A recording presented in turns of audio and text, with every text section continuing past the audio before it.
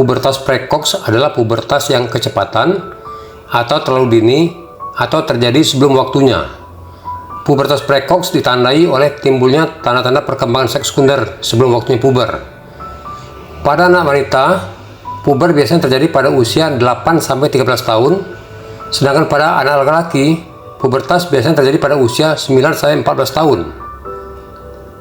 Pubertas dibagi dua berdasarkan penyebabnya, baik sentral, yaitu kelainan di otak, atau perifer, kelainan di gonad yang memproduksi hormon seks. Gejala pubertas precox bervariasi. Apa terhadap pubertas precox pada anak dan dampaknya? Ayo tanya ahlinya, tonton videonya sampai tuntas. Jangan skip videonya agar dapat informasi yang lengkap. Kita bahas satu persatu. Pubertas precox berdasarkan lokasi penyebabnya diklasifikasikan menjadi satu pubertas precox sentral, di mana penyebabnya di otak atau tergantung pada hormon gonadotropin, yaitu suatu hormon yang merangsang otak untuk merangsang organ seks atau gonad untuk memproduksi hormon seks yang dibutuhkan untuk pematangan seksual sehingga terjadi pubertas. Yang kedua adalah pubertas precox perifer, di mana stimulasi hormon seks ini bukan berasal dari hormon gonadotropin, tapi bisa berasal dari endogen atau dari gonad atau jaringan di luar gonad atau dari luar tubuh seperti makanan yang mengandung hormon. Bagaimana kita mengetahui apakah pada anak ini terjadi pubertas precox atau bukan? Kita harus melakukan evaluasi pubertas precox secara teliti, dimulai dari pada usia berapa mulai terjadinya atau terdapat tanda-tanda pubertas pada anak. Yang kedua, kita melihat kecepatan atau progresivitas perubahan fisik pubertas pada anak. Kita harus mengetahui riwayat pubertas pada anggota keluarga seperti pada orang tua. Yang keempat, adakah pemakaian obat-obatan atau hormon seks jangka panjang, atau tindakan operasi atau pengobatan atau kemoterapi pada anak.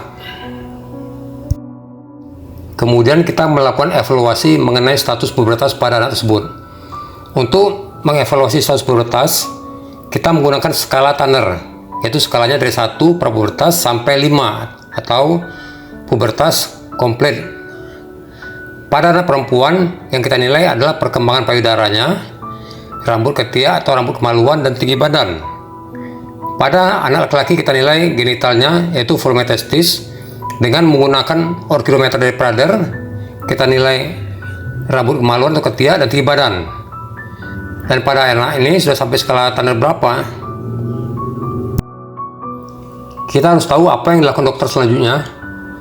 Dokter akan memastikan apakah benar anak tersebut mengalami pubertas precox atau tidak, dengan melihat hasil evaluasi tanda pubertas berdasarkan skala pubertas dari Tanner. Selanjutnya dokter akan melakukan pemeriksaan laboratorium seperti memeriksa kadar hormon dalam darah. Dokter juga akan memeriksa usia tulang anak. Apakah usia tulangnya kecepatan atau usia tulang tidak sesuai dengan usia anak. Contohnya, anak perempuan usia 7 tahun sudah mens, tetapi usia tulangnya seperti tulang anak usia 10 tahun. Dokter akan melakukan USG panggul pada wanita untuk mengevaluasi kondisi alat reproduksinya seperti rahim. Dokter juga akan melakukan MRI kepala untuk mencari apakah ada penyebab yang berasal dari intrakorneal atau otak seperti tumor. Selanjutnya dokter akan menyimpulkan apakah anak ini mengalami pubertas precox sentral atau perifer. Dokter akan memberikan terapi sesuai dengan tipe pubertas precoxnya sampai anak mengalami usia pubertas yang lazim dialami anak seusianya. Apa dampaknya bila anak mengalami pubertas precox?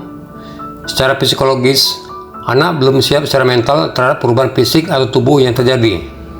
Ada risiko hamil, anak bisa mengalami rendah diri atau dibully oleh temannya karena mempunyai penampilan fisik yang berbeda dengan anak sebayanya.